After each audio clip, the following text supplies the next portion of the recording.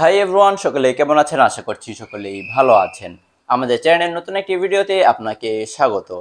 আজকে আমরা কথা বলবো 23,000 টাকার বাজেটের ভিতরে অনার X7C এই ফোনটি নিয়ে। 23,000 টাকা বাজেটের ভিতরে এই ফোনটি আমাদেরকে 6GB RAM 128GB Rome offer করছে। এছাড়াও চিপসেট হিসেবে থাকছে কোয়ালকম স্ন্যাপড্রাগন 685 এর একটি চিপসেট। ফটোগ্রাফি করার জন্য 108 মেগাপিক্সেলের দুর্দান্ত ক্যামেরা থাকছে। ফোনটি আনলক করার জন্য সাইড মাউন্টেন ফিঙ্গারপ্রিন্ট সেন্সরও থাকছে, যেটি খুব ফাস্ট কাজ করছিল। এছাড়াও লং টাইম ইউজ করার জন্য এই ফোনটিতে 5200 mAh এর একটি ব্যাটারিও থাকছে। এই সকল স্পেক নিয়ে এই ফোনটি কিভাবে পারফরমেন্স করতে পারছিল সেটাই আজকের এই ভিডিওতে তুলে ধরার চেষ্টা করব। চলুন তাহলে আমরা আজকের এই মূল ভিডিওটি শুরু করি।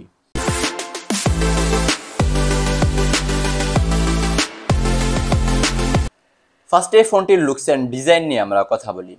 অনার এক্স সিরিজের মতোই অন্যান্য বাকি যে সকল ফোন রয়েছে সেই সকল ফোনের মতোই এই ফোনটিতে একই ডিজাইন প্রোভাইড করা হয়েছে। ব্যাক সাইডেও প্লাস্টিক থাকছে এবং ফ্রেমেও প্লাস্টিক থাকছে। ফোনটির ডিসপ্লের দিকে তাকালে আপনার 6.77 ইঞ্চির IPS LCD ডিসপ্লে দেখতে পাবেন। আর এই ডিসপ্লেতে 120 হার্টজের রিফ্রেশ রেট থাকছে। রেজুলেশন হচ্ছে 720x1600 pixel, pixel density 261 ppi। Display protection হিসেবে থাকছে টেম্পার্ড গ্লাস। মোটামুটি এই ফোনটিতে ভালো পিক ব্রাইটনেস দেওয়া হয়েছে, তবে ডিরেক্ট সানলাইটে এই ফোনটির ডিসপ্লে দেখতে একটু অসুবিধা হচ্ছিল। তবে শেডো এরিয়াতে খুবই ভালোভাবে এই ফোনটি আপনারা ইউজ করতে পারবেন বা ডিসপ্লেকে আপনারা দেখতে পারবেন। ধুলাবালি এবং পানি থেকে রক্ষা করার জন্য এই ফোনটিতে IP68 এর রেটিং থাকছে। আর এই ফোনটির ওয়েট হচ্ছে 194 গ্রাম। দেন চলুন এবারে এই ফোনটির পারফরমেন্স সেকশন নিয়ে আমরা কথা বলি। এই ফোনটি out of the box Android 14 A run করছে। ব্যাকহ্যান্ডে থাকছে ম্যাজিক OS 8। আর চিপসেট হিসেবে থাকছে কোয়ালকম স্ন্যাপড্রাগন 685, যেটি 6nm এর ফেব্রিকেশনে তৈরি করা একটি চিপসেট। আর এই চিপসেটটি দিয়ে কিন্তু আপনারা ভালোভাবে গেম প্লে করতে পারবেন, খুব একটা অসুবিধা হচ্ছিল না। তবে লং টাইম গেমিং এ কিন্তু এই ফোনটি বেশ গরম হচ্ছিল আর কিছুটা ফ্রেম ড্রপ ইস্যু ছিল। আর এই ফোনটি দিয়ে আপনার ডে টু ডে লাইফের টাস্কগুলো খুবই ভালোভাবে কমপ্লিট করতে পারবেন। এছাড়াও এই ফোনটিতে অক্টা-কোর CPU থাকছে, জিপিইউ হচ্ছে Adreno 610। অনারের এই ফোনটি আপনারা দুইটি র্যাম রম ভেরিয়েন্টে পেয়ে যাবেন। বেস ভেরিয়েন্ট শুরু হচ্ছে 6GB র্যাম 128GB রোম থেকে।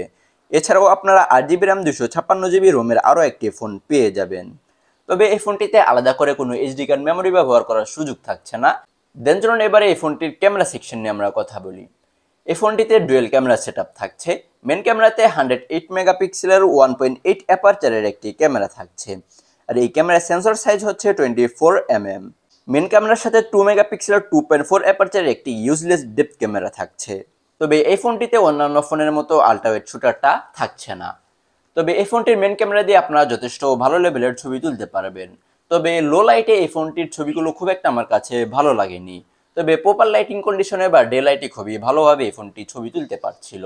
তবে এই ফোনটির ম্যাক্সিমাম ছবিগুলোতেই একটু ওয়ান টোন লক্ষ্য করা যাচ্ছিল। দেন এই ফোনটি দিয়ে আপনারা সর্বোচ্চ 1080p 30fps এ ভিডিও রেকর্ড করতে পারবেন। সেলফিতে 8 মেগাপিক্সেলের 2.0 অ্যাপারচারের একটি ক্যামেরা থাকছে। সেলফি ক্যামেরা দিয়ে আপনারা সর্বোচ্চ 1080p 30fps এ ভিডিও রেকর্ড করতে পারবেন।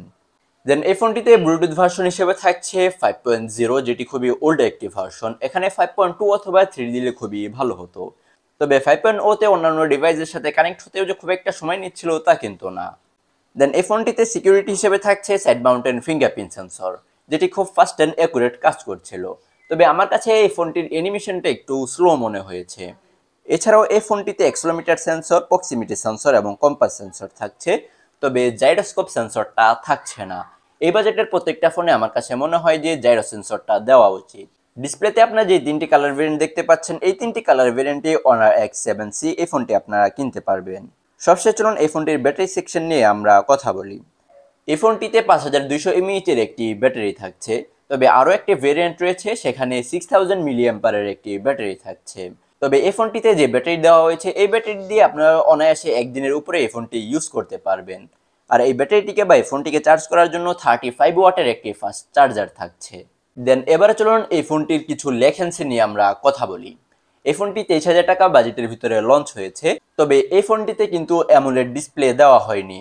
এই ফোনটি 23,000 টাকা বাজেট হওয়া সত্ত্বেও এই ফোনটিতে IPS LCD ডিসপ্লে থাকছে। দেন ক্যামেরাতে কিন্তু আমরা সেই আল্ট্রাওয়াইড শুটারটা পাচ্ছি না।